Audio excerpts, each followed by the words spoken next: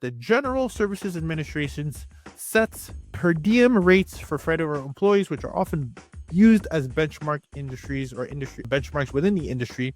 And in 2025, the standard per diem rate for most locations within the United States was $96 per night of per diem. This may be controversial, but is hosting travel nurses even worth it? Now, before I even answer that question, let's preface by saying that, of course, they're worth it, but is it worth it to you? They're amazing individuals who are actually having a tremendous positive impact in our community. They travel to go ahead and heal others, take care of, support hospitals, support clinics. So yes, of course, they are worth it. But the question is, as an investor, is it worth it to you? Before I preface that, let me give you some context. My name is Ruben Kanya. I'm a temporary housing specialist who has helped hundreds of homeowners nationwide get premium bookings for their assets just by turning the flip on and flipping the switch and changing their paradigm. And what I want to share with you today, that while hosting traveling nurses can certainly be worth it, here's a reason why you need to think, is it worth it for you? Because when we think of traveling nurses, there is a specific type of property, and most importantly, there is a specific type of budget that these travel nurses are actually working with. So why don't we break that down for a little bit? If you look the per diem rates that travel nurses have, and for those of you who don't know, and if you are just getting familiar with this space, traveling nurses do travel, and they typically will go for 30-day stays or plus, or 90 days depending on their assignment. And typically what will happen is that they are allocated a budget for traveling. So now let me ask you a question that is going to be a rhetorical one. If you had the option as a travel nurse, and you were, let's say your per diem was $5,000 a month, and you could find yourself a property for $3,000 a month, would you go for the highest end or the lower end so that you can just pocket the difference, right? There you go. You would go for the lower end. So it's fair to say that traveling nurses, with all due respect, are traveling on a budget. Now, if that budget meets your needs, then great. But if it doesn't, here's why you need to rethink it. Now, traveling nurses are still what I call B2C. That's business to consumer. You're the business. As soon as somebody lays their head on your pillow, you're in the business. You are officially in the business of hospitality. So you're the business and they are the consumer. And as a consumer, even though they're working for a company, they're still the ones managing their budget accordingly. So if they have an option, they're probably going to go for a more affordable option and not going to want to spend up and run up their entire budget, especially if it means that they'll get the delta. If you're currently getting value from watching this video, you'll want to make sure you take a second and click below to grab the midterm rental insurance blueprint to help accelerate your process in being able to land these midterm rental insurance contracts with respect to your marketplace. Make sure you click the button below and grab it, and continue on with the gems in this video. Now, let's be honest, every company is different. Whether they actually keep the delta or not, that's neither here or there. But what is important is the fact that they're on a budget, because that's business to consumer.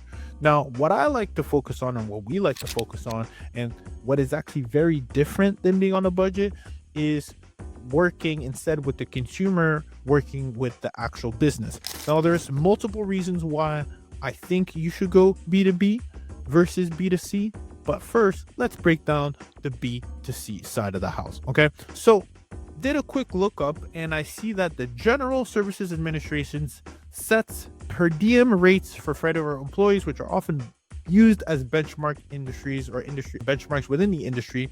And in 2025, the standard per diem rate for most locations within the United States was $96 per night of per diem. Now, the meals and incidental expenses hover around the 59 to 79 range. But if they did have a 96 per night budget, and you wanted to, make some numbers, let's just do some simple math. 30 days in a night times 30 days times 96, that's $2,800 $880, right? So just right around $3,000 a month. So if you were going for $5,000 a month, maybe you're doing a rent by the room model. Power to you if that works in your area and you've mastered the craft of that, great. But if not, or maybe you do have, one bedroom and that meets your needs, etc. But if your overhead's a little bit higher than that and that math isn't mathing, then that's where you need to rethink about your model, because the math is always the math, and often we just don't do enough of the math, or we've never done the math and we're expecting a different outcome, which then doesn't lead to an alignment of results, aka you not hitting your financial goals as an investor. And now, while we do care about the people who stay in our homes, who are also running a business, therefore you need to make sure the math is mathin'. Now, with that said, going back to the $96 per night, going back to that average being the average, the question you need to ask yourself, would that average even meet my needs for one nurse? If it does, great, then apply that model. Now, I'm coming from the world of where I like doing B2B and I like going from larger homes. So if I did have a larger home and I had one travel nurse staying there, then it really wouldn't be worth it to me. It's worth it to have them in your home, obviously, because they're worthy individuals, but it's not worth it to me as an investor. Now, if you have a different type of asset base, which a lot of the reasons why people find this model to cater to traveling nurses matches, if they have 1 bedrooms, 2 bedrooms, etc., and they have lower overheads, and depending on where you're across the nation, then you can do the math there and say, hey, am I okay cash flowing $500 or $1,000, etc.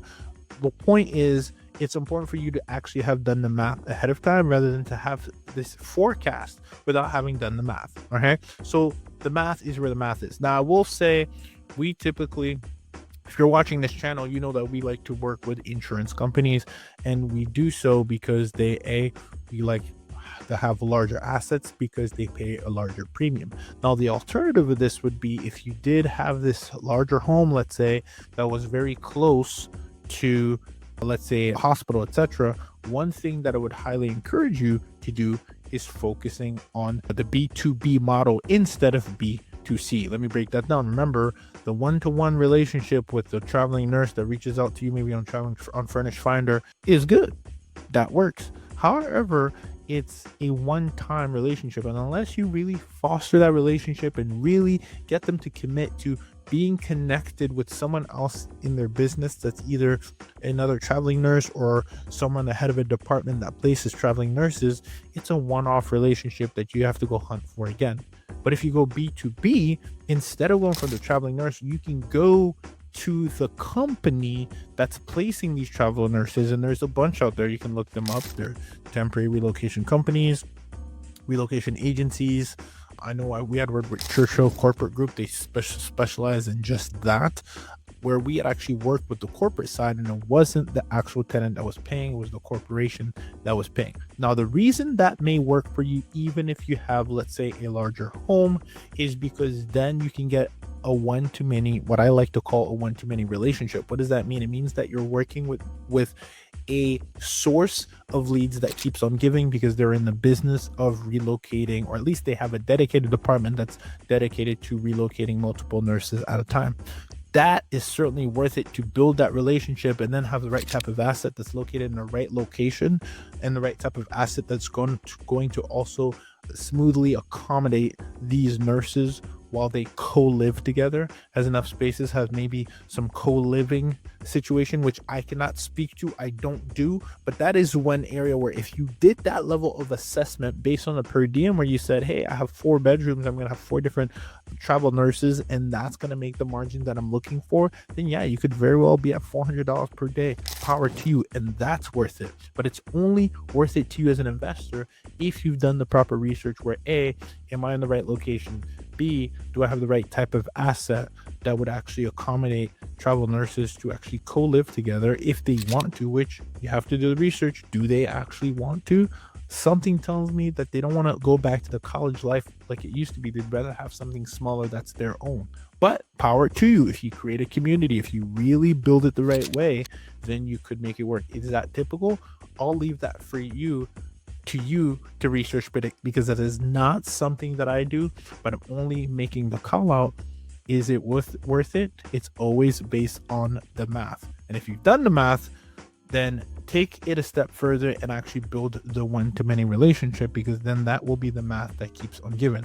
And if it's worth it to you, where you do have one bedroom, you have a 2 bedrooms, and the average, again, 96 per night is an average. It doesn't factor in where you might be in different parts of the nation. It could be more, it could be less.